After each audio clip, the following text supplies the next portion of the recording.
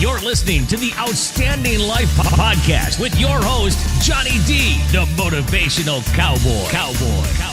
As a motivational speaker, Johnny D impacts audiences around the world with his message of living the outstanding life. He's a best-selling author, MC, and two-time Grammy-considered artist. This podcast is a place where Johnny D can introduce you to his outstanding friends and share funny, interesting, and heart-provoking stories. Ladies and gentlemen, buckle up. Here comes your host, Johnny D.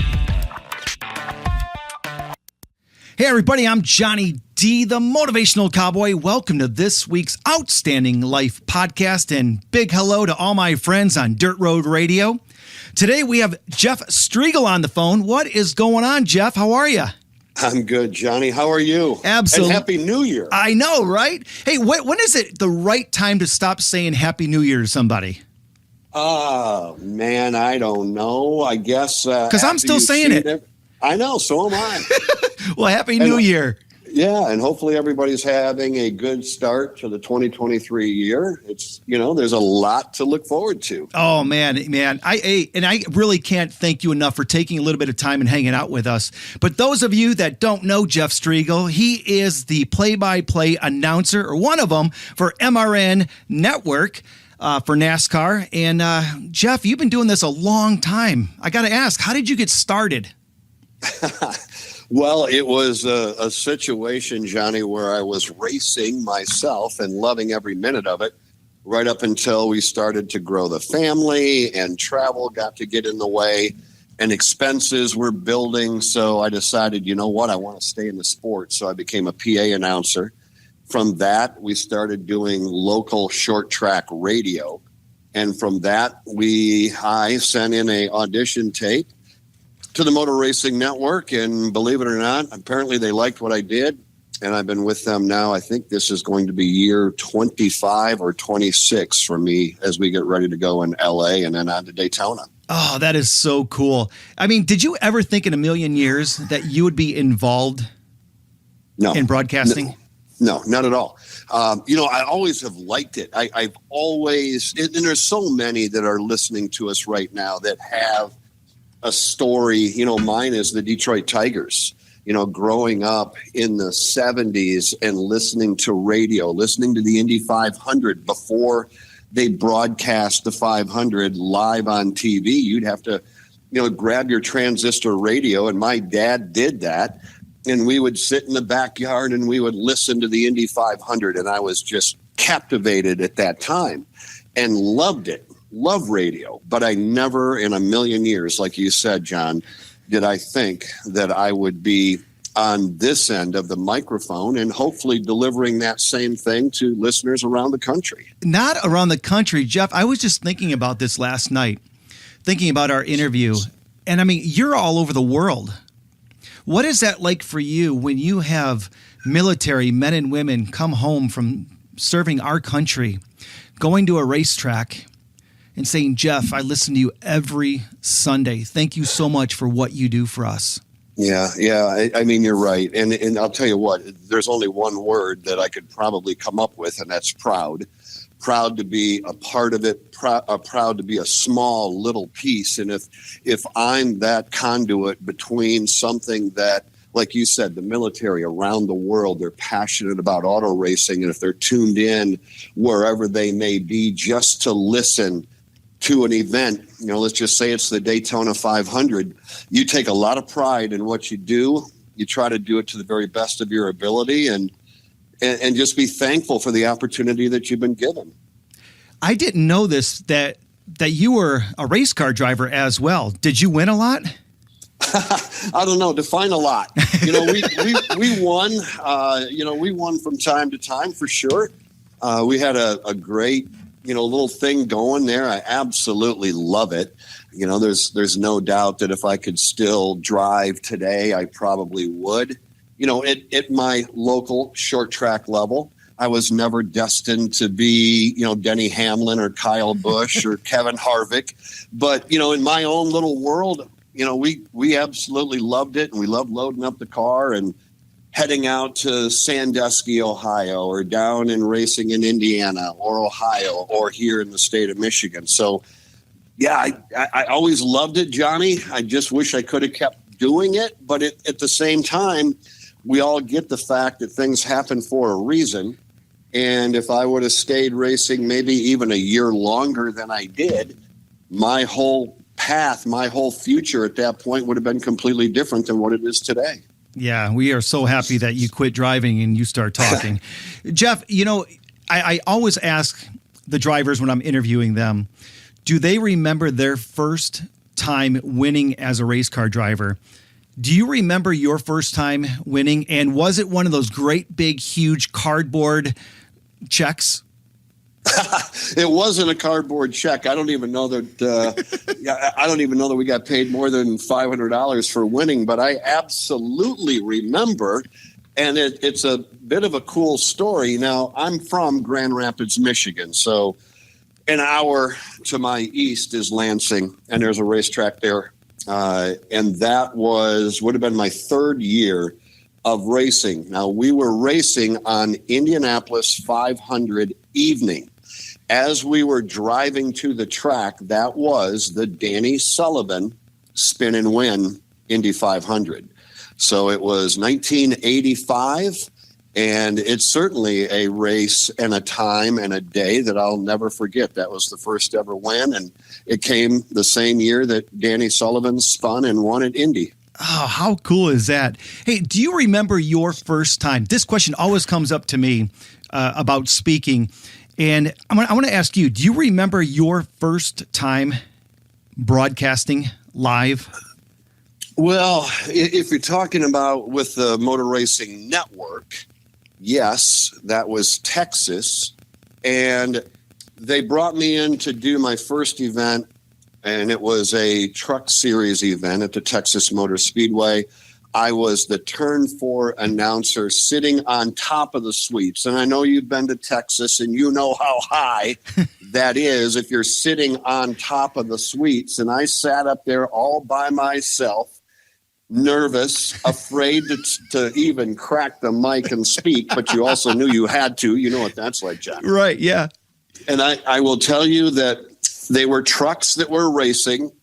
I called them cars all night long. Every time we went to a commercial, it might have been Mike Bagley, and I think a lot of people that follow the Motor Racing Network, they know the name Mike Bagley. Mike would come on and go, Jeff, those are trucks, not cars. Those are trucks, bud.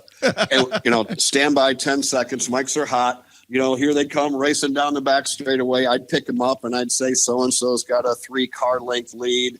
And we'd go to a commercial break. And again, Mike would pop in and go, Jeff. And I'm like, I'll just interrupt him at that point. Yes, Mike, I know. They're trucks, not cars. And I'm thinking this is going to be my last broadcast. But fortunately, they hung with me, and good things happened after that. Well, I'm kind of glad you brought that up. Were you or are you scared of heights? Because when you were in the turns, I mean, I've seen, Bagley and Dave Moody, and they're in like scissor lifts sometimes. Yeah. I mean, and sometimes they're high up. Were you ever scared of heights? I am. But here's what's interesting. I guess it is in certain situations. Like, I know you've been across the Mackinac Bridge. Yep. I hate going across the Mackinac Bridge. My wife laughs at me every time we do it because I can't ride. I have to drive because I'm afraid, when she drives going over the Mackinac Bridge, I can't stand it. So I do it. But I will tell you that I look straight at my hood. I'm 10 and 2. I'm sweating, but I don't mind flying.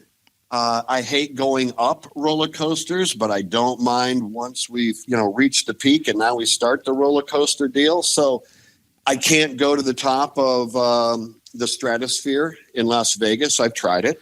It didn't work out very well for me. Yeah, but I've had a couple of drivers ask me and even wanted to pay to watch me go off the Stratosphere, and I'm absolutely not. I got sick that night. You know what I mean? Yes, I do.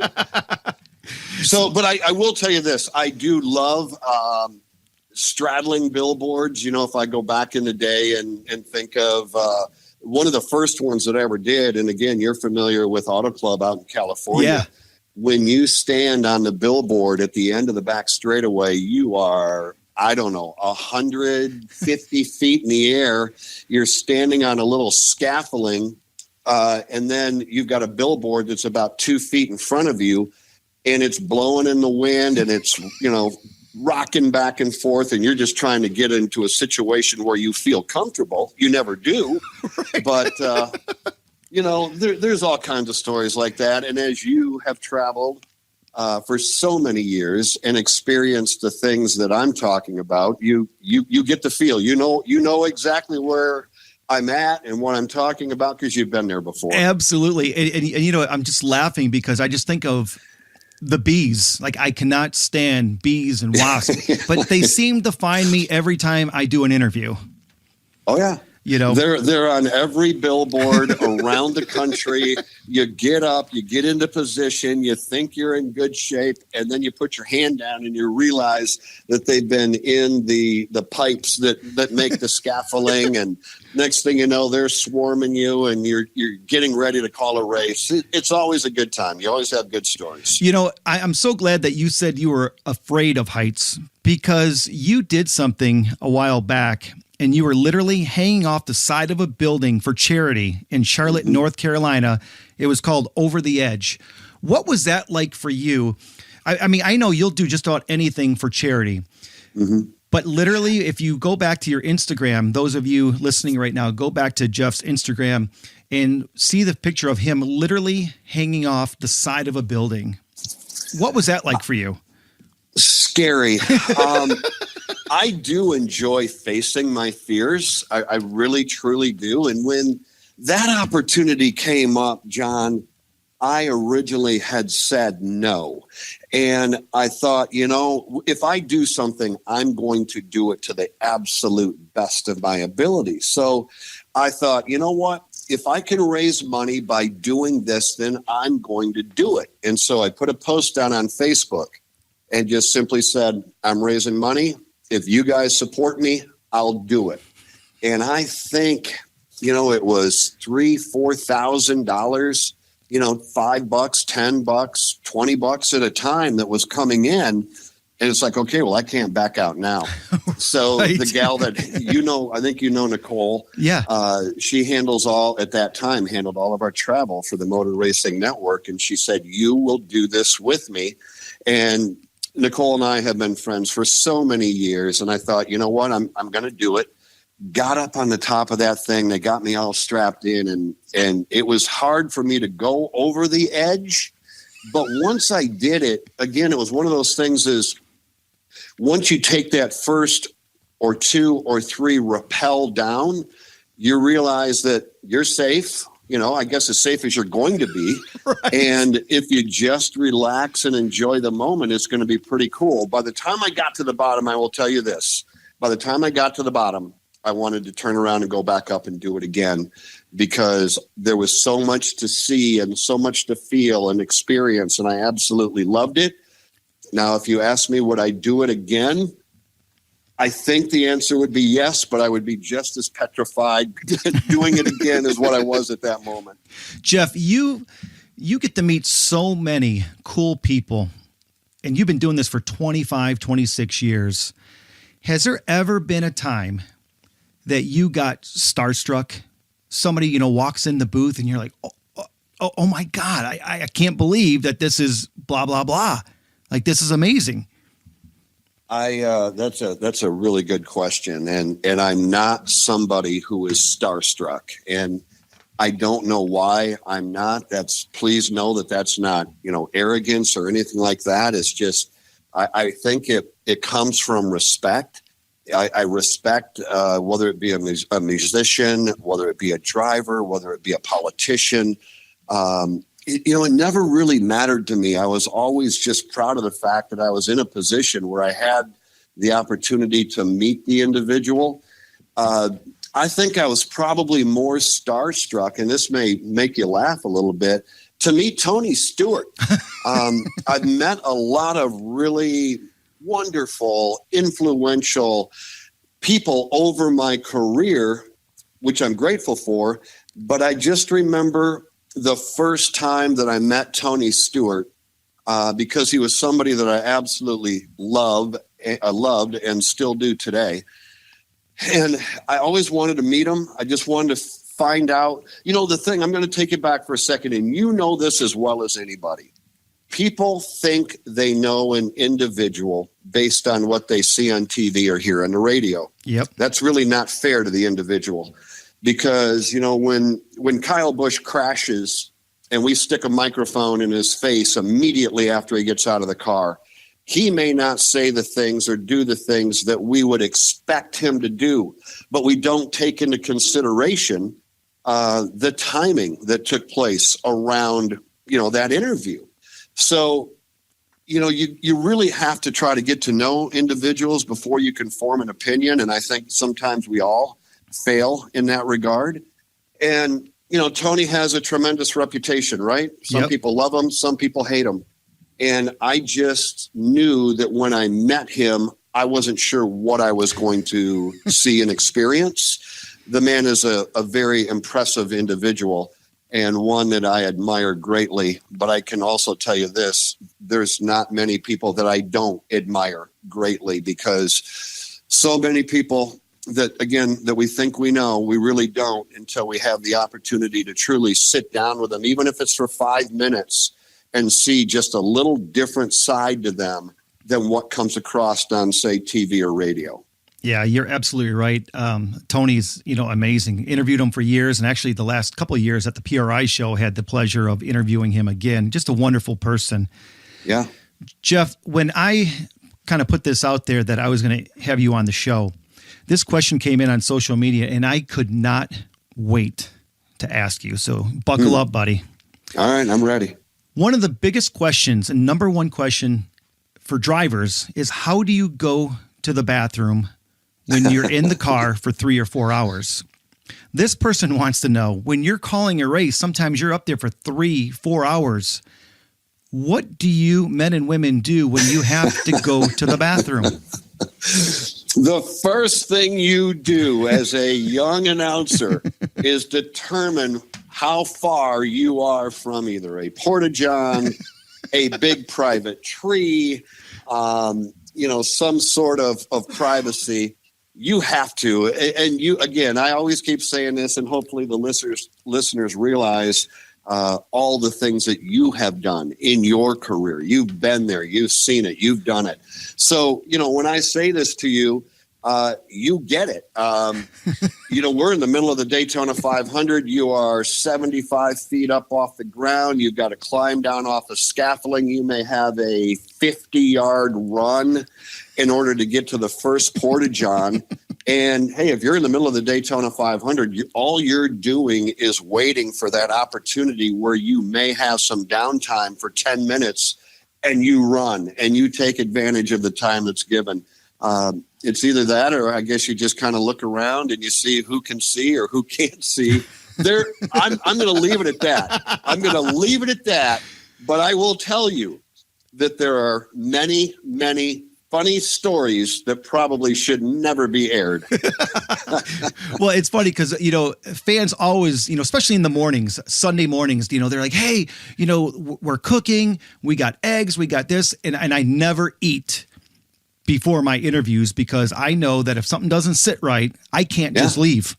Right. So, sometimes I don't even eat until after I'm done. What's one of the coolest things that you've got to do because of who you are and what you do for a living? Man, I have been blessed. I don't even know where I would start with that. Have you been up in one of the jets? I did not. Alex Hayden, as you know, he did it. He flew with the Thunderbirds. He loved it. He regretted it, but yet he'd do it again, I'm sure. And regretted it, meaning that, that airplane ride that he took, that jet fighter ride that he took, wiped him out. I remember him telling the story, and I wish it was me that could tell it firsthand because I just love the Angels and the Thunderbirds and would probably do about anything to ride with them. I just haven't had that opportunity to do so. But, whether it's events that you've been invited to, I don't know, you remember the Jimmy Jam back in the day when Jimmy Johnson used to throw a party, and it was, pretty much a VIP party. He'd bring a band in, and next thing you know, you're on the invite list. And I don't even know where to start with that question. I will tell you this. We do something that might surprise people.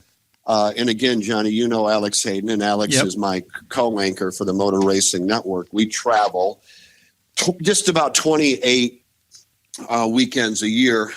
You travel more than we do, believe it or not. And the thing that we try to do is when we go to a venue or to a city, a new state, not even a new one, just whenever we go anywhere, we always have in our agenda to do something that we didn't do. So as an example, again, like you're going to be heading out to the LA Coliseum here in a couple of weeks. So will we. And we will explore LA, probably different than most people would do. We will go down. And some people don't always understand this, but we will actually go to Skid Row. We have been to Skid Row every single time that we have gone to LA for any reason. We will go there. We will go to the top of the Hollywood Hills, look around at $1 million homes. We'll head to the beach. We will go down to Sunset Strip and go to some of the iconic bars and restaurants where, Van Halen and Motley Crue and all of those great rock and roll bands got their start. And some people might say, yeah, I've done that. But we will do that there. We will do that in Daytona. We will do that in Phoenix, and we're always trying to create a new memory every time we go on the road. And I can tell you that over the years, we have been and seen a lot of very, very cool, very unique things. That is awesome. I know I do the same thing. I love just hearing people's stories across the country. And sometimes I'll just find somebody that's just sitting there asking for money, and I'll just be like, here's $20. I want 15 minutes of your time. Just tell me your story. And I'll sit there with them. It's just kind of cool to hear people's stories across the country. And we have the opportunity to do that. Yeah. What's interesting is when I bring up Skid Row, people will oftentimes roll their eyes, wonder why would you go there? What are you doing? Are you doing this or doing that? And it's like, you don't get it. Everybody's a different individual.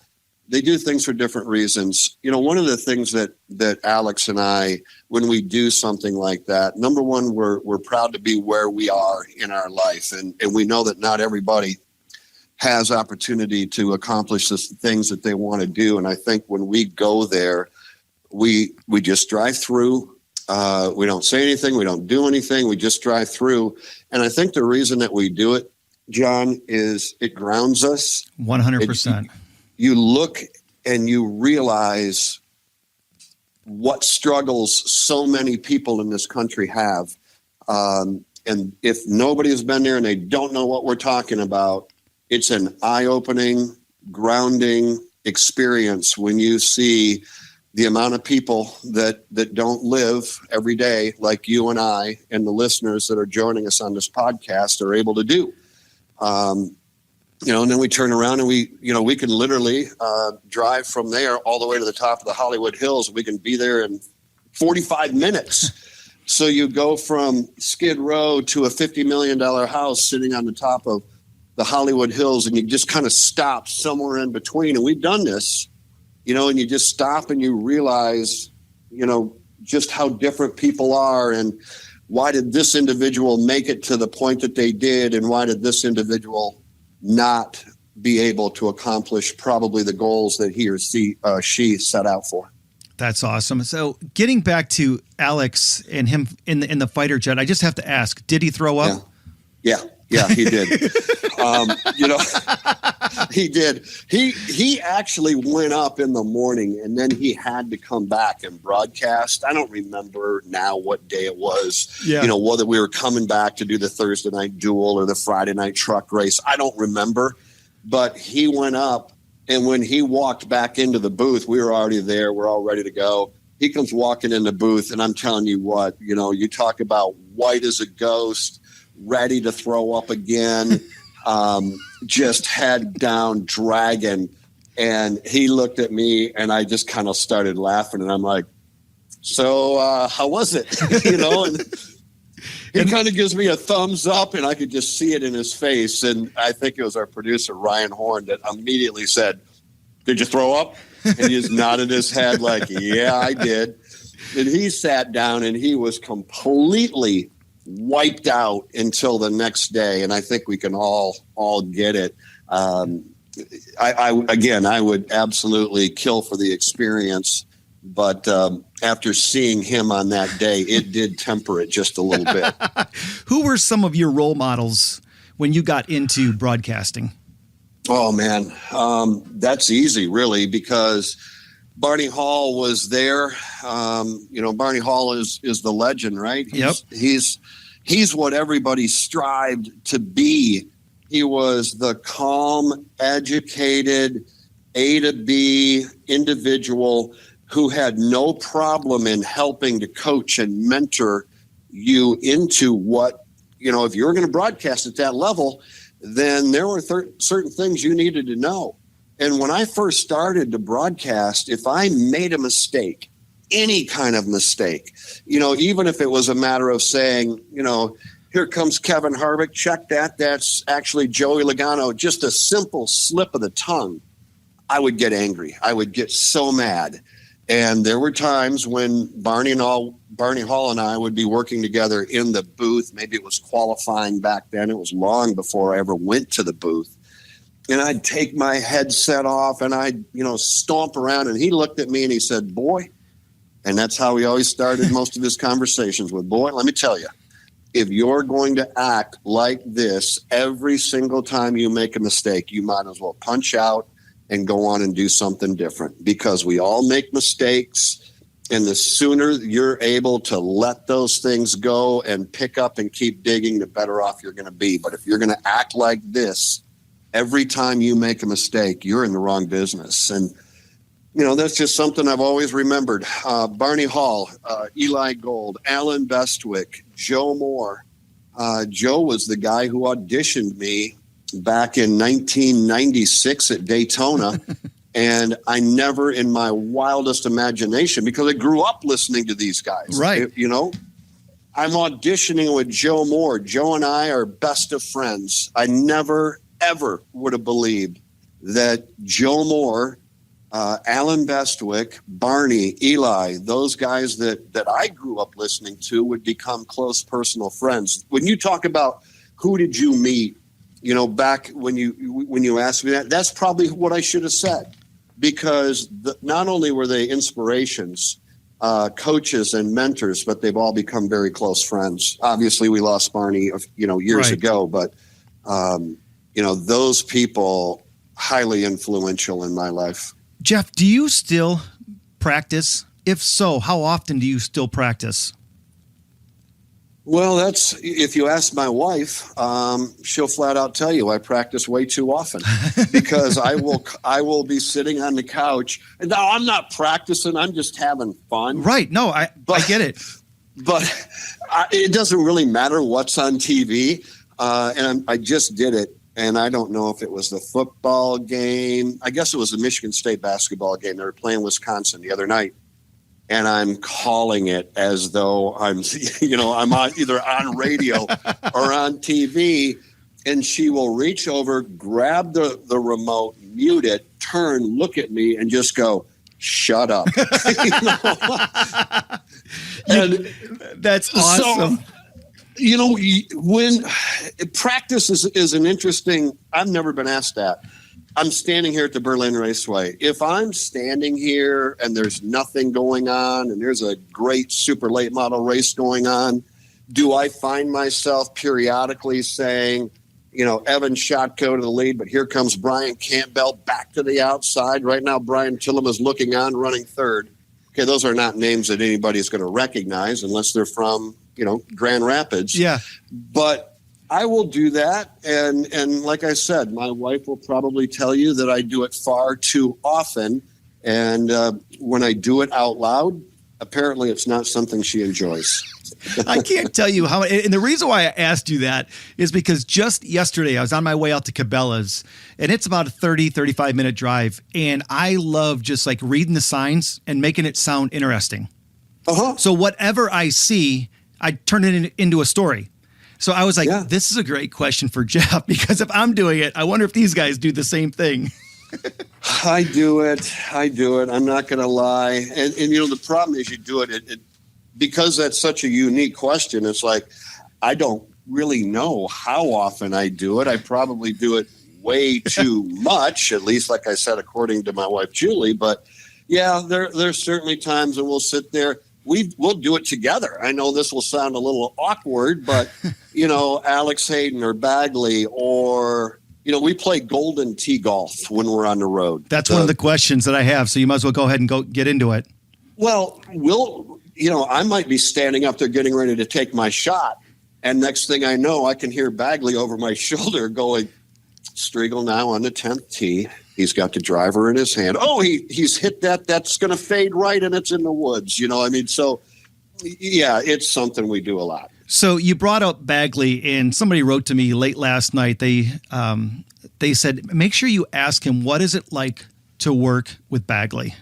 One of the most genuine individuals I've ever met.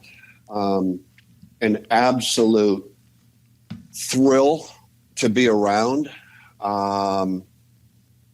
I've said this a lot on social. These are my brothers and they are my sisters. I see them more than I see my own kids. I see them more than there are times when I see them more than I see my wife. And you know what that's like being on the road. Yep. Mike Bagley is probably one of the kindest, coolest, gentlest individuals that I know. He can make you laugh. He can make you think. He can be the individual that can tell you that he's proud of you, and he can be the individual that can look at you and say, that's not right. And that's why I respect that individual, Mike Bagley, because he's the kind of person that you have no problem having him by your side. Because what he does, what he says, and what he believes in, they're the things we all, should believe in and feel. If that makes sense to you, I don't really know how to explain 100%. it, Johnny, Jeff, did you ever have to work a full-time job and do radio? 20 years. I worked for Gordon Food Service. 20 years, full-time employee at Gordon's.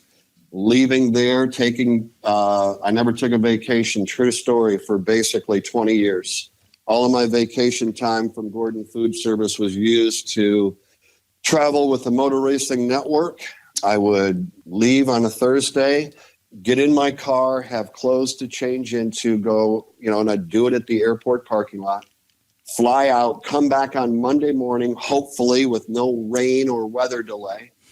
Have another set of clothes in my car. I would change, go straight to the office, and then go home, unpack, laundry, and do it again that following Thursday. And I did it year after year after year until I finally retired from Gordon Food Service about 5 years ago. But toughest time of my life. But, at the same time, I wouldn't have traded it. I loved being an employee for GFS, and I loved what I was doing for the Motor Racing Network. What another great life lesson. If you want it bad enough, sometimes you have to work for it. And you had a passion for radio. You had a passion for your job. And I know what it's like to literally change in parking lots across the country just to make it to that next gig. And wow, that's crazy. So for those of you that think that this is all these guys do, sometimes they have full-time jobs as well. Have you ever worked and did like play-by-play for other sports like hockey, basketball, football? Only on a real local level. I'd love to. I'd absolutely love to do more.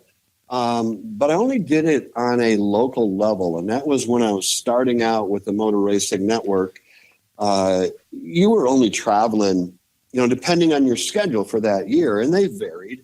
But when I first started, I might only have 12 weekends where I was gone or 16 or whatever the case might be. And I was asked if I wanted to do high school football. I said, yeah, man, I'd love to do that. A little local AM radio station here in Grand Rapids. And so I would go from high school football game to high school football game. Absolutely loved it. But I didn't do it very long, maybe 2 or 3 years, because at that point, my schedule with MRN was growing. They needed somebody that, could commit to being a part of their broadcast week in and week out. So I had to let it go. But, I could tell you as an example, Alex Hayden, Mount Olive University, he does Motor Racing Network as much as I do as my co-anchor. And he is doing all of their collegiate sports, or just about softball, baseball, volleyball. And I know he thoroughly enjoys it. And I would like to do that, except that, right now with the schedule that I carry, there's just no way I could do it. What's it like to hear your voice on TV shows, movies, and even video games? I mean, that's got to be pretty cool. I mean, just when I hear your voice, I'm like, man, this guy's voice is everywhere. What's it like for you, though, Jeff? I know you're a very humble guy, but there's got to be some pride there, too, going, this is pretty cool. A lot of pride. It was hard for me for many years to hear my voice. If the radio, if the race was being replayed on the radio, my hand would shake trying to go to punch that button to hear it, because I'm a perfectionist. Do I do a perfect job? No way. Never done a perfect job. And by that, I mean, have I ever called a perfect race? No, never. And I never will, because I can always do something a little different, a little better than what I did. And I always struggled with it. And I was fearful that I would be listening to something that would really hurt me, meaning that, this is where I made that big mistake. And you know what? It's not a big mistake. And that was something, John, that I had to learn, that, misstepping and calling Kevin Harvick Joey Logano for an instant before correcting it was not going to be the end of the world. But for me, for a long time, it was. Yeah. Because I felt like I was following Joe Moore, Alan Bestwick, Barney Hall, Eli Gold, and those guys just don't make mistakes. Well, it took me time to realize that, yeah, we all make mistakes. So it's gotten easier. You also realize that what you say, you can't change. You're never going to go back and redo it. So when they're coming off 4 to take the checkered flag in the Daytona 500, you better nail it, because that is something that's going to be played for many, many, many years, and you want it to be the very best it can be. Jeff, how do you stay motivated throughout a long season? What do you do? Nothing. I don't need to. I love what I do. And I know that sounds weird, but, even at my age of just over 60 now, and having been doing this as long as I have, I think that it probably does surprise people. How do you stay motivated? How do you go to the airport that often, fly that much, and keep doing this? It's simple. I love it. So I look forward to it. I'm looking forward to LA. I'm looking forward to Daytona. After that, it's back to Phoenix, then back to LA. And that is in the first, 5 weeks, I think? Yep. We're going to go West Coast racing 4 out of the first 5 weeks or something like that. Jet lag sets in. You're tired. You get ornery from time to time, but I always look forward to the next event. I really, truly do. Jeff, it's just kind of funny. I'm just laughing here because someone just told me yesterday, they're like, you are never happy unless you're working. And I mean, I just love what I do. I love, if it's not working with, NASCAR, it's going to give keynote speeches around the country and inspiring and motivating people. But even at the racetrack, it means so much to me to be that small spoke in the wheel. And just being a part of something so cool that I get to do. I get to do that. It's one of the coolest jobs in the world, especially now. And I know you see it just as much as I do. These kids are starting out so young. And I've watched kids do, play-by-play in football, and they can barely, reach the microphone. I know what it's like for you to have kids come up to you and say, I want to do what you do. What is it like for you when you have young adults and children come to you and say that? But then what advice could you give these men and women that want to get into broadcasting? Well, start, with your first one. What's it like? Humbling. You used that word a little while ago. When you go to Martinsville and you're walking to the elevator to go up to the broadcast booth, and there's 3 or 4 people standing there, or a dozen, it doesn't matter. Could be one. I don't care. And that individual says, first of all, they know who you are. That always shocks me. It always will. I'll never take that for granted. The fact that somebody actually recognized me and wants to speak to me, I will never walk away from somebody who does that. We see that from time to time, people that will have their head up and walk right by individuals that want an autograph or want to talk to somebody. I will never do that because I'm just shocked that somebody would want to spend a minute or two with me. So I'll always do that. It's very humbling. I knew that happened with Eli. I knew it happened with Barney Hall. I never dreamed that it would happen with me. And you see that as well, Johnny. I know you do because I've watched it. Yep. As far as the advice, I tell everybody, talk as much as you can. And by that, I mean, go do, the junior varsity girls volleyball game if you can. Do it on PA. Do high school football, whether it's the freshman team or the varsity team, whether it's a winning team or a losing team, nobody cares. Talk as much as you can. There's something I'm going to share with you, and it goes to Dave Moody and Ken Squire. And it's something that has stayed in my brain for the 25 years since he told me. When Dave Moody was coming up, he worked for the legendary individual Ken Squire, and of course you know who I'm talking about. Yep. John. And when Dave started doing PA, which I believe was at Thunder Road, Ken Squire came to him and said, son, you're doing a pretty good job. I heard you say that they were single file down the back straightaway. So your homework for tonight is I want you to go home and I want you to come back tomorrow with 25 different ways to say they're single file. Because if you say they're single file lap after lap after lap, most people are going to tune out because obviously that means there's really no racing. They're just following one another. So I want you to go home and come back with 25 different ways to say they're single file. And then I want you to go home and come back with 25 different ways of saying they're side by side. And I thought, wow, that's pretty interesting, unique. Never would have thought about that. But we can all get into a crutch of going, Daytona, when they log laps, when they're running single file, just trying to put a few laps down. If we just say every single lap, Mike to Dave to Kyle, Ricky, back to Alex and I, that, it's lap 44 and they continue to run single file, back to turn 1, Dave. Yep, they're single file.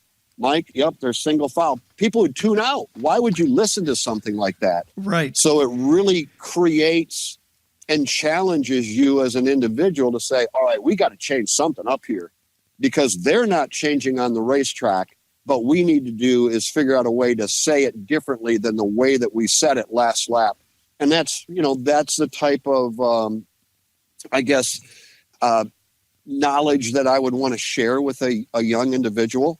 Whether they're calling football, baseball, auto racing, it doesn't matter. You've got to have a way to say something different than you just said it a moment ago.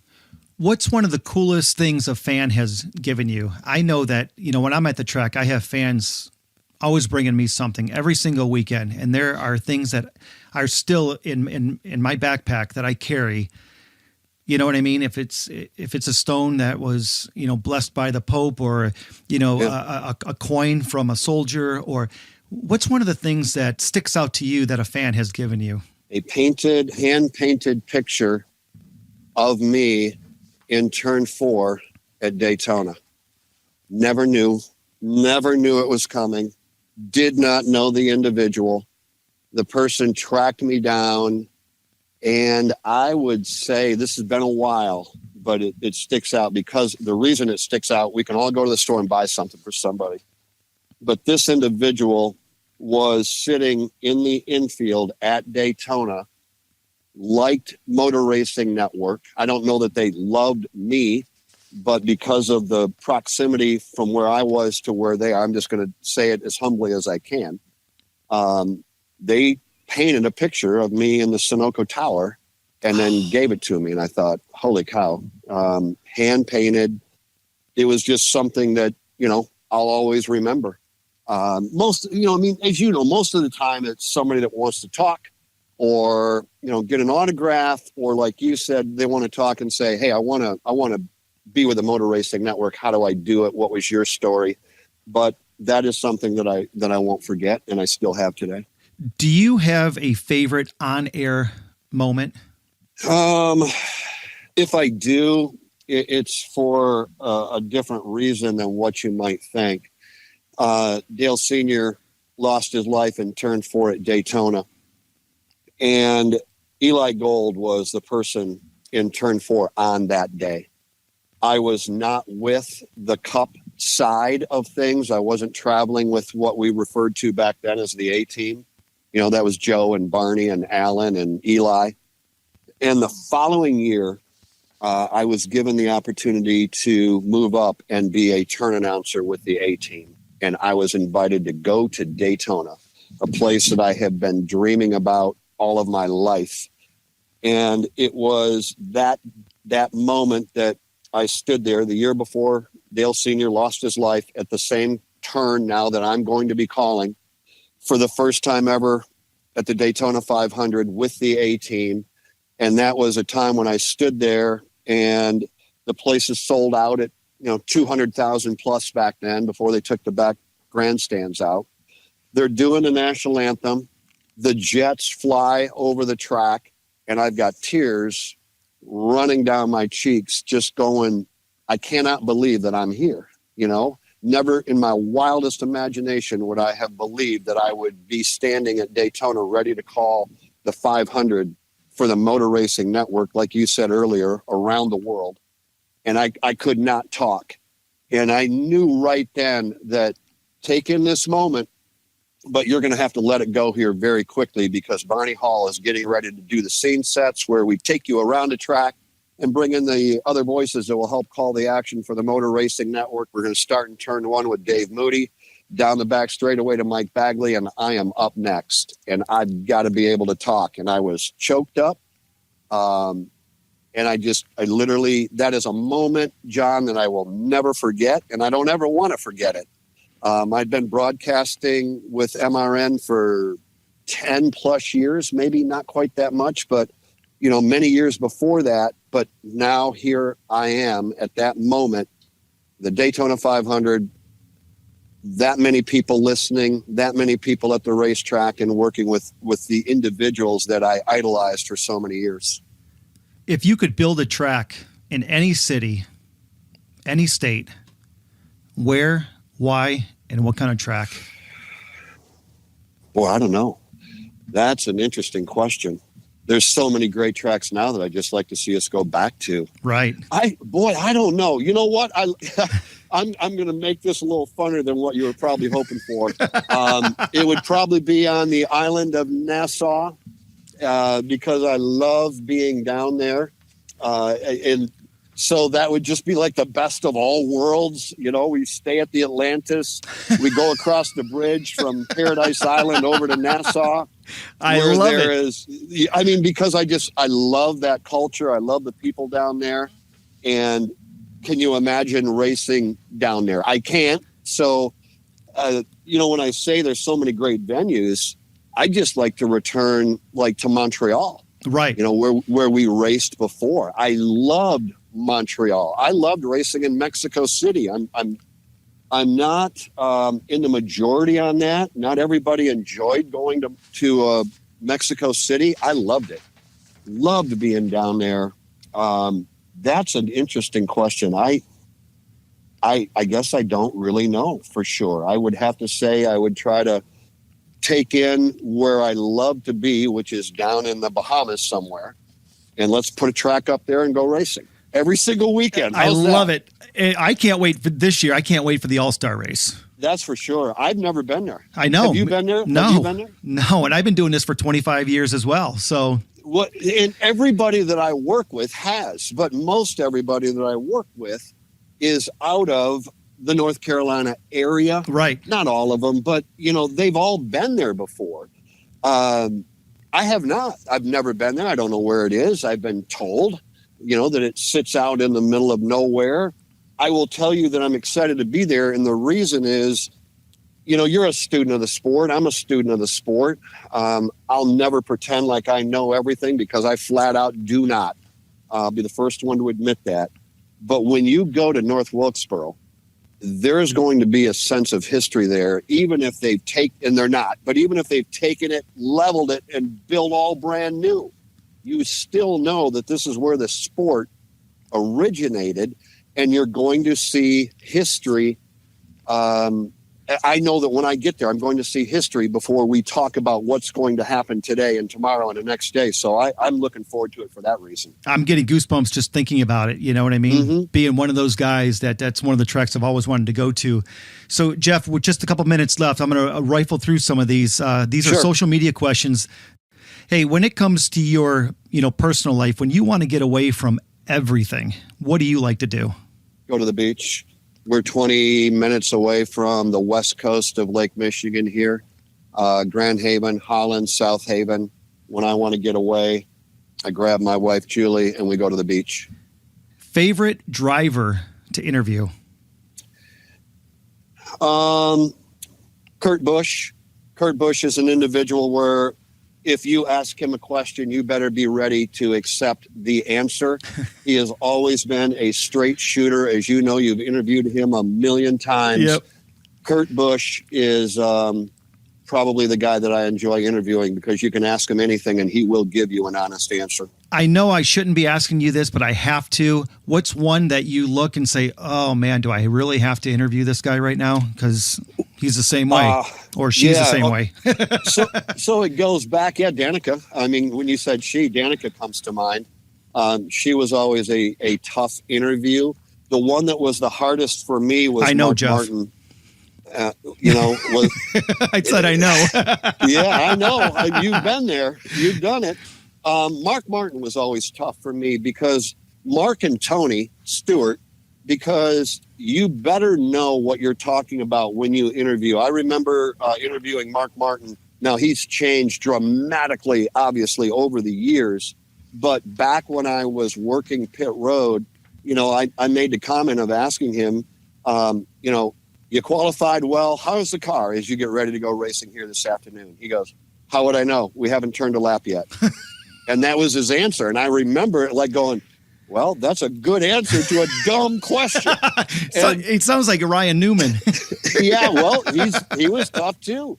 Yeah, I think a lot of it, when you walk up, let's face it, Winston Kelly could have asked the same question at that time, and Mark would have given him a great answer, because Mark Martin knew and respected Winston Kelly. Mark Martin at that time didn't know who I was, didn't care who I was, and I asked a dumb question. But there were certainly those that, you needed to think about what you were going to ask before you asked that individual the question. And he taught me a lot in that moment. Caught me off guard. I wasn't ready with my follow-up question yet, and I kind of stood there probably like a deer in the headlights going, all right, now what do I say? But, there's some tough ones out there, but, after you gain a little respect and they know who you are, those questions become a little easier. You talk so much during the week. When you get home, are you a guy that likes to still talk on the phone, or do you only text? I text, and my wife would tell you, she would say, he never says a thing. I don't talk. I don't like to talk. Believe it or not, even though I do it for a living, when the light goes on and you've got to call the race, you do it. After that, I personally, believe it or not, would just as soon be quiet. And, not have to say anything if I don't have to.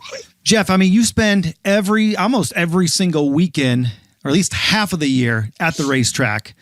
You don't spend enough time at the racetrack, so now you became the general manager at Berlin Raceway. I mean, dude, you don't have enough work to do? That's a great question. And I will tell you that Berlin Raceway, located in West Michigan, that is the place my dad brought me to when I was 10 years old and sat in the grandstands and watched John Benson's senior race. Not Johnny Benson, but John Benson, his dad, and Bob Seneker and Mike Eddy, names that maybe are familiar with some of those that are been around as long as you and I have. I've raced here, been a fan here, did PA and radio here, and I had no vision of ever working here. I'd been asked a couple of times and I always declined. And after I retired from GFS, they caught me at the right time. I'm sitting at home off season, November, late November, early December, and they called again and I was bored. And I thought, and I said, yeah, okay, let's do this. And I do it for one reason and one reason only, John, and that is because I have a passion for this racetrack. There's a lot of things that I wanted to see happen here. I think we've checked a few of those boxes. The team here at Berlin is good. We've got ideas to grow short track racing in Michigan and certainly on this side of the state. We've got SRX coming in later this year. That's going to be new and exciting for everybody around here. So, yeah, it's hard. There's no doubt because they race here on Saturday night. So I work all week long, get on an airplane on Thursday or Friday and leave